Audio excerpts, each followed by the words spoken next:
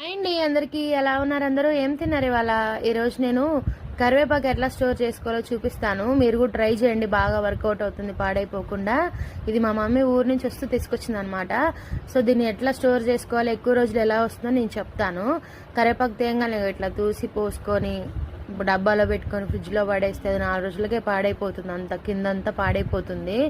అలా కాకుండా ఇట్లా చూపించాను కదా, ఇట్లా 1 బై 1 కొమ్మ నుంచి వేరు చేసుకొని జాగ్రత్తగా ఆ కాడలతోనే స్టోర్ చేసుకొని పెట్టుకోండి. నీట్గా చాలా రోజులు వస్తుంది అనమాట. నేను కూడా ఇంతకుముందు ఇట్లానే చేసేదాన్ని, కానీ ఎందుకు పాడవుతుందని చెప్పి ఇట్లా ఒకసారి ట్రై చేస్తే చాలా రోజులు వచ్చింది. ఇంకా మీ దగ్గర గాజు బాటిల్స్ ఉంటే దాంట్లో పెట్టుకోండి, ఇంకా చాలా రోజులు వస్తుంది, ఫ్రెష్గా ఉంటుంది. మనం ఎక్కువ కరివేపాకు వాడేదే స్మెల్ కోసం కదా. ఏ కూరల్లో అయినా కరివేపాకు లేకుండా అసలు మనకు కర్రీ చేయడమే ఇష్టం ఉండదు కదా. కరివేపాకు కూడా చాలా హెల్త్కి మంచిది.